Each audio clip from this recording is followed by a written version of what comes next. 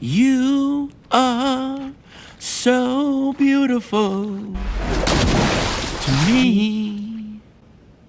If the Deep can't talk to fish, then we just watched one of the most brilliant character arcs of the last few years. Does it fix the ending? No, but it would elevate this character's arc from wherever it is now to an easy 10.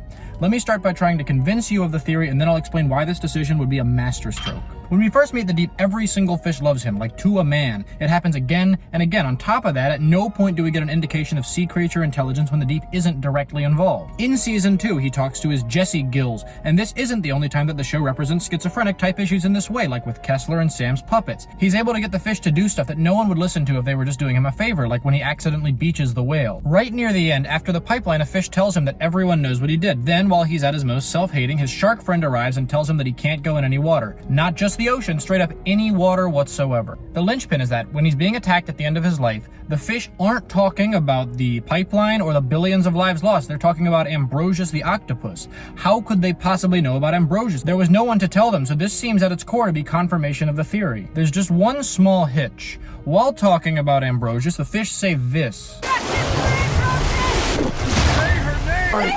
So is that it?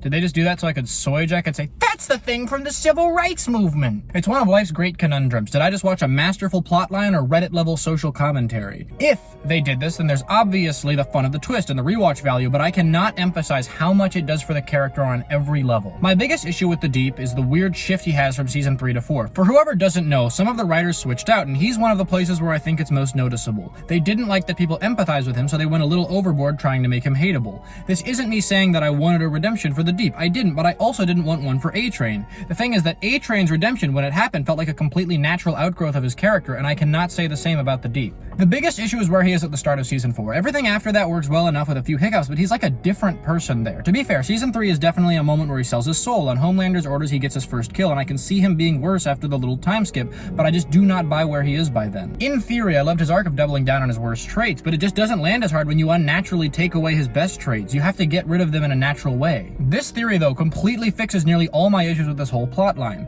A trouble with the visual format is that unless you specifically put us into a character's thoughts, then we're not gonna see him. That's why when Butcher was going all loony, they brought in Kessler and Becca as this angel and devil. It's hard for him to express that exact conflict, you know? I doubt that in his head that's exactly how things went, but it's an easy visual metaphor that we can understand. The Deep is kind of a tricky character to write, because on top of being a piece of garbage, he's intentionally playing these alpha male, I don't care personality. So part of the reason his shift didn't sit right with me is that I wasn't seeing internally what led to it. I think the first 3 seasons are fine on their own in this respect. The theory makes it interesting that all the fish are attracted to him, but it doesn't change much until season 4. To be fair, he's not completely overboard at the beginning of that season. Our first moment of depth for him happens pretty early when Homelander makes him kill the people with a bat. We get a moment of hesitation just before he does it, and then when he's back at the tower looking at his knuckles, he gives a kind of nonchalant, damn. That's the end of his introspection. But Ambrosius, say her name, instantly tells him that they can just leave. Drop out of the 7, drop out of everything, and be together. If she's a sapient creature, then this is a fine moment. We get the Deep rejecting another chance for redemption. That's what's so interesting about the Deep. He gets chance after chance to redeem himself and just doesn't. He's not like Homelander where he's super messed up. He's completely capable of understanding empathy, able to experience it, but the man just picks the wrong thing every time. After season 3 again ended with his first ever kill, you'd think he'd be a little more beat up, at least around Ambrosius, say her name. I buy the idea that he is and just isn't showing it, but it's hard to see that through the performance of this character if his active goal is to hide it.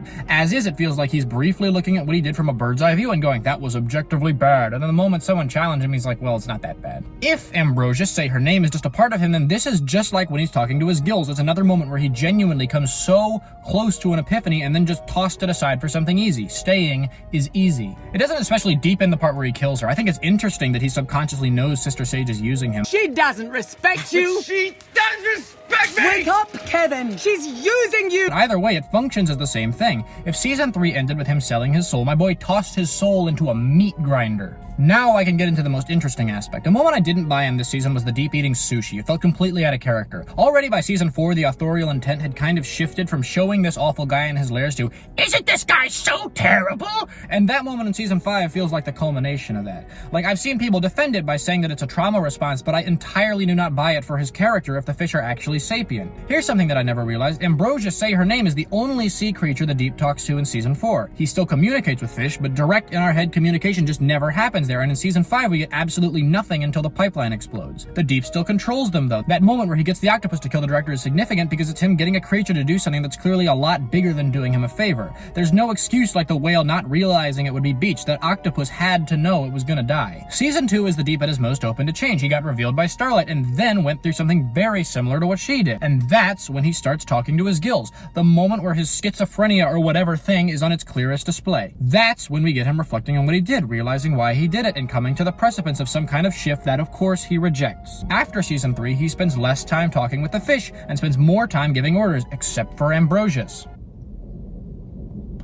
Then, with her dead, he slips completely out of it. Weirdly, his delusions seem to scale counter to his self-reflection. At his moment of highest guilt, his gills started talking to him, the only time where they affected something other than a sea creature. As of season 4, when he's at his least reflective, he has more power to order fish around, and he doesn't care as much, still kind of unnaturally. Except for Ambrosius, say her name, the angel on his shoulder who we know he kills. So that's why, in this situation, the Deep eating sushi makes sense. If these creatures are actually sapient, then him eating them for pleasure just feels like too crazy a leap. But what if this is him subconsciously acknowledging that they're not human? In that instance, his arc still stands because it's still horrible, but doesn't cross into, wow, what a really bad. In the episode after he eats the sushi, he kills the director in what I think is his most powerful feat. The octopus sacrificed itself for petty revenge. This thing actively kamikazed. As the Deep stops caring and self-reflecting, he's coming more and more into his power. He was on track to realizing that he can just straight up control a fish and realizing just how powerful he is, stronger than Homelander possibly, but then he's asked to endorse the oil pipeline. This is his last chance. There's no more Ambrosius. The gills aren't talking. The fish are silent, so the entire weight of the decision is on him. Say her name. You'll never guess what he chooses. The moment the oil pipeline breaks, so does the Deep. He's been dumbing himself down more and more because it's easier to be a dumb asshole than a person, but this moment steals that choice away. The fish, other than Ambrosius, have been say silent to us since season 3. He, her hasn't needed the audio metaphor as much, and then, name, this happens. We know, Kevin. We know it was you. As is, this is a really good moment. It's the Deep sycophantic sniveling, oh, Homelander, you taste so good behavior hitting a wall, but in the theory, it's crazy. It ties almost completely into MM's speech the next episode. Now, last year locked up in that detention center, something changed. My heart scarred over. Like the world had just broken it one too many times. Yeah, it got easier just being cynical, checking out. But I also hated myself a lot more. He's subconsciously been shedding his delusions, shedding his humanity, but this is a mistake that he can't look away from. He's forced to think, and once he can, he starts to hate himself. Then, almost back to back, Homelander kicks him out, so all the stuff he did was for nothing. It culminates in Xander the Shark telling him that he's banned from the water, and when he's given the opportunity to save someone, he runs away. Oh God, son, you're dead. We're gonna kill you. From there, the Deep's agency kind of disappears. He has that final moment where he retreats back to looking for Homelander's approval and then stupidly decides that with Starlight there, he's being tested. He gets his final lifeline, he gives his final and then he's killed by an octopus. This is a good ending, but the theory adds some gas to the tank. First, there's the obvious bit that he banned himself from the water. His self-hatred culminated there, but more is when they mention Ambrosius, because when they're talking about her, it's not about her. Mentioning Ambrosius is a fourth wall break for him. You can't even pick out which fish is talking, and it doesn't matter because they're talking about stuff that they couldn't know about. It's almost like he realized, too late, that this has all been in his head. When they yell justice for Ambrosius, they're saying justice for you. Justice for the man you had a million chances to be and never became. Guess that's it. Like, comment, and subscribe or something. Crawl till dawn.